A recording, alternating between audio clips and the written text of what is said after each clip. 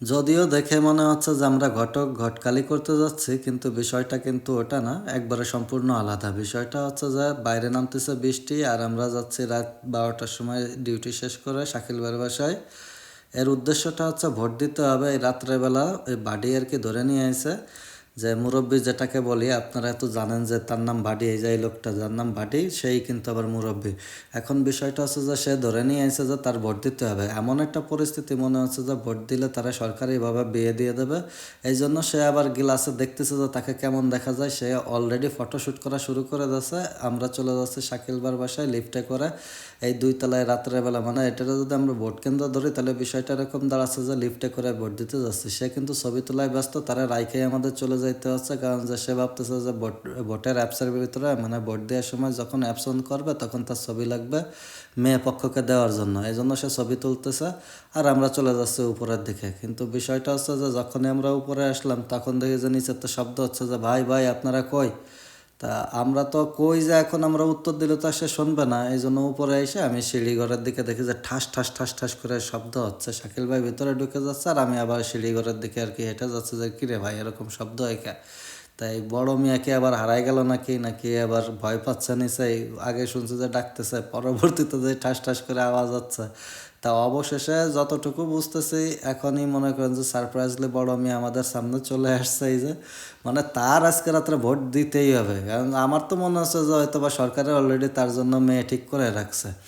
এখন প্রথমেই আমরা চলে গেলাম অ্যাপসে যাই আর কি। অ্যাপসে যে কাজগুলো পেন্ডিং ছিল গত ভিডিওতে আপনারা দেখছেন, সেই পেন্ডিং কাজগুলো শেষ করছি। শেষ করার পরে এই জায়গায় একটা টিউটোরিয়াল চলতেছে যে আমরা কীভাবে সামনের ধাপ আর কি আগাবো। তো এই জায়গায় প্রত্যেকবার কিন্তু প্রত্যেকটা স্টেপে স্টেপে কিন্তু ছবি স্ক্যান করা, সরি মানে স্ক্যান করা লাগতেছে। যে যেমন বাডি এখন ফেস স্ক্যান করতেছে, তারপরে সুন্দর করে এদিক ওদিক ঘুরে আবার একটু হাসি মারে, কত কিছুই যে এই টিউটোরিয়ালে বলে দিল আর কত কিছু যে করতে হচ্ছে এই ভোটটা দেওয়ার জন্য বিদেশ থেকে।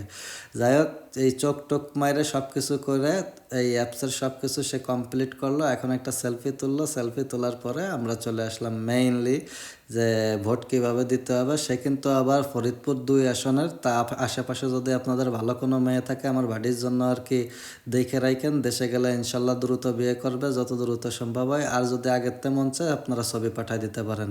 আর যদি কারোর কোনো কিছু বলা থাকে কমেন্টসে অবশ্যই বলতে পারেন। এই ফরিদপুর 2 আসনে আর কি সে ভোট দেবে। এই জন্য প্রার্থীগুলো প্লাস প্লাস প্রার্থীর যে মার্কাগুলো, সেই মার্কাগুলো এই জায়গায় আর কি দেখতেছে যে কাকে পছন্দ হয়। যেহেতু আমরা ভোট দেখাবো না, সেহেতু আমরা শুধু কিছু কিছু অংশ দেখাচ্ছে, যেমন হ্যাঁ ভোট দিচ্ছে নাকি না ভোট দিচ্ছে, কিন্তু মেইন ভোট আমরা দেখাবো না, কারণ যে এটা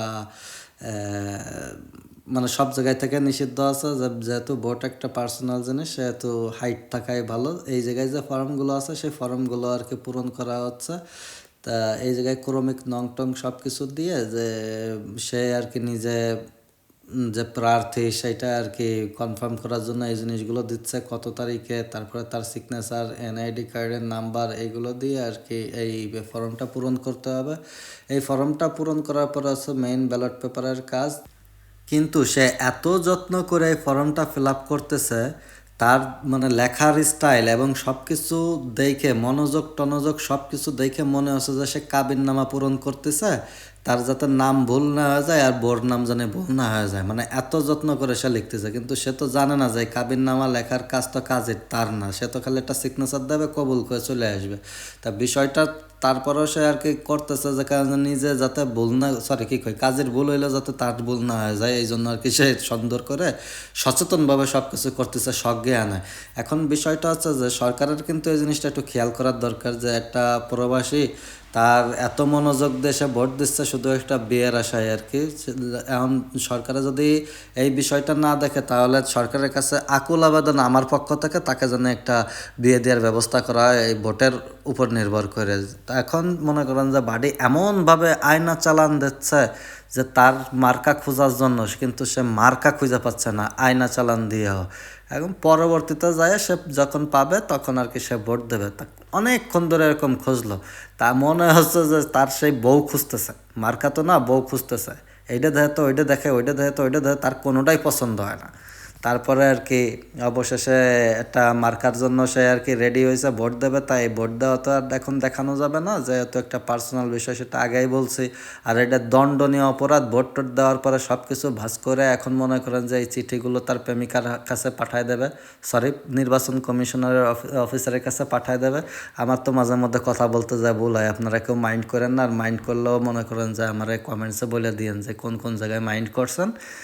আর এইভাবে মনে করেন যে চিঠিটা ভাঁজ করে প্রথমে সাদাটার ভিতরে ভরে দিয়েছে যেগুলো সে ফর্ম ফিল আপ করছে, আর যে অঙ্গীকার নামা এই যে ক্রমিক নং টং দিয়ে তার কাবিন নামা সেইটা আর ওই সাদা ইসের ভিতরে ব্যালট পেপার ঢুকায় লালটার ভিতর ঢুকায় দিচ্ছে। সিকিউরিটির মনে করেন অভাব নাই।